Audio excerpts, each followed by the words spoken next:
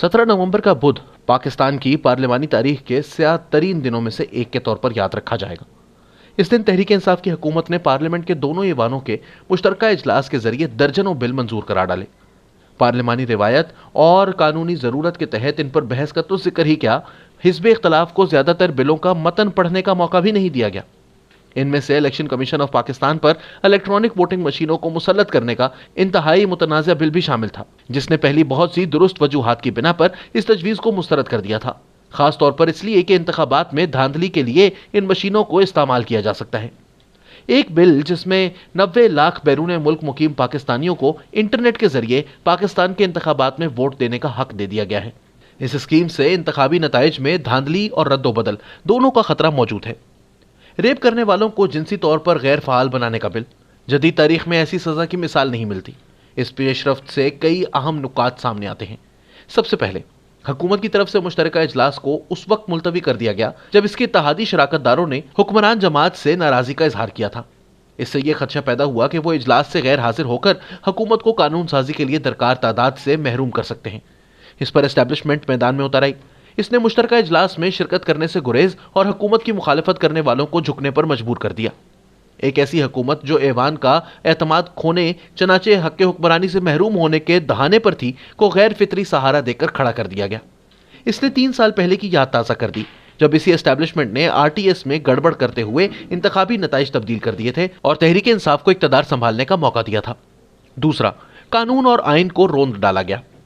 कौमी असम्बली के स्पीकर असद कैसर ने अपोजिशन को बोलने की इजाजत देने या ऐवान को तकसीम करने और वोटों की गिनती करने से इनकार कर दिया। ऐवान के गैर जानिबदार निगरान की बजाय पीटीआई के मुतासिब हामी का किरदार अदा करते हुए फैसला सुना दिया कि हाँ की आवाज ना की आवाज से बुलंद है। यह बात खास तौर पर काबिल जिक्र है कि उन्होंने मौक़िफ़ इख्तियार किया कि ओमनी बस बिल पैकेज, एक मुसव्वदा जिसमें मुख्तलिफ किस्म के कवानीन शामिल कर दिए जाते हैं, उसकी मंजूरी के लिए ऐवान में मौजूद अफराद की सादा अक्सरियत दरकार है। अपोजिशन का इसरार था कि दोनों ऐवानों में मुंतखब होने वालों की अक्सरियत जरूरी है। स्पीकर ने आइन की एक शिक पर जोर दिया जिसमें बताया गया है कि पार्लियामेंट के दोनों ऐवानों में से किसी में भी पेश होने वाले बिल को दोनों ऐवानों के मुश्तरका इजलास के जरिए वहां मौजूद अफराद की सादा अक्सरियत के जरिए मंजूर किया जा सकता है, चाहे इसे किसी एक ऐवान में मंजूर कराना मुमकिन ना हो। मज़कूरा शिक की तशरीह इस अहम हकीकत को नज़रअंदाज करती है कि मुश्तरका इजलास सिर्फ किसी बिल को मुस्तरद करने या तरमीम करने के किसी भी ऐवान के फैसले को ख़त्म करने के लिए बुलाया जा सकता है। ये किसी ऐसे ऐवान को नजरअंदाज करने के लिए दस्तयाब नहीं जिसमें बिल पेश नहीं किया गया हो, चाहे जायका मुस्तरद कर दिया गया हो। दुनिया भर में 2 ऐवान रखने वाले पार्लिमानी निज़ाम में ऐवान बाला या सेनेट, जो बिलवास्ता तौर पर वफाकी इकाइयों की नुमाइंदगी के लिए मुंतखब किया जाता है, का मकसद ऐवान ज़ेरी या कौमी असम्बली, जो बराह रास्त मुंतखब होती है, को चेक करना और तवाज़ुन कायम करना होता है। इसका मकसद कौमी असम्बली को कमज़ोर करना नहीं होता। सेनेट को कौमी असम्बली से आने वाले बिल को मुस्तरद करने का हक है, लेकिन कौमी असम्बली में हुक्मरान जमात को सेनेट के फैसले को कालदम करार देने के लिए मुश्तरका इजलास बुलाने का हक हासिल है। मौजूदा मामले में सेनेट में अक्सरियत हासिल करने वाली हिज़्ब इख्तलाफ ने स्याह बुध के रोज मुसल्लत किए गए ज्यादातर बिलों को ना देखा, ना पढ़ा और ना ही इन पर बहस की। यहां तक कि ईवीएम बिल भी सेनेट में बहस के लिए ज़ेरे इल्तवा था और इसने इसे अभी मुस्तरद नहीं किया था। इस तरह अपोजिशन मुमकिना तौर पर इस मखसूस आईनी शिक के लागू होने के हवाले से स्पीकर के फैसले को अदालतों में चैलेंज करेगी, क्योंकि सेनेट में ये बिल भी पेश नहीं किए गए थे। तीसरा, इस वाक़े ने इन कयास आराइयों को फिर से जन्म दिया है कि पीटीआई और एस्टेब्लिशमेंट के दरमियान नापाक इश्तराक की सनद रखने वाला एक पेज का बयानिया न सिर्फ जिंदा बल्कि पूरी तवानाई से फ़ाल भी है।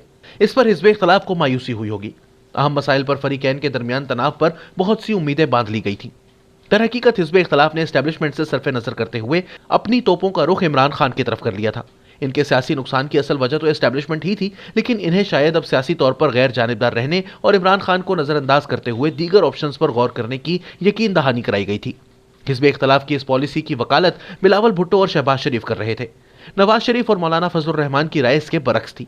अब अपोजिशन को मिल बैठकर यह तय करना होगा कि आया ये वाकया मुख्तलिफ वजूहात की बिना पर इमरान खान के लिए एस्टेब्लिशमेंट की आर्जी दस्तगिरी है या फिर एस्टेब्लिशमेंट ने इनके साथ एक बार फिर धोखा किया है और इस पर आइंदा भरोसा नहीं किया जा सकता। तज्जियाकारों का इत्तफाक राय है कि एस्टेब्लिशमेंट और अपोजिशन के दरमियान मुज़ाकरात इस हद तक आगे बढ़ चुके हैं कि मौजूदा झटका इनको 2 वजूहात की बिना पर पटड़ी से नहीं उतारेगा। नंबर 1, एस्टेब्लिशमेंट इस अटल नतीजे पर पहुंच चुकी है कि इमरान खान इसकी कंधों पर एक ऐसी जिम्मेदारी है जिसकी वजह से ना सिर्फ बतौर इदारा इसकी साख को जक पहुंच रही है, बल्कि ये कौमी सलामती के लिए भी खतरा बन चुकी है। इसलिए वो इमरान खान के अलावा ऑप्शंस की तलाश जारी रखेगी। नंबर 2, ऑपोजिशन इस बात पर मुत्तफिक है कि इसे एस्टेब्लिशमेंट के कायदीन के साथ मुज़ाकरात करते हुए इसके इदारा जाती मफाद के हवाले से अच्छे रवैये और इसके नापसंदीदा लीडर्स को महफूज रास्ता फराहम करने की जमानत देना होगी।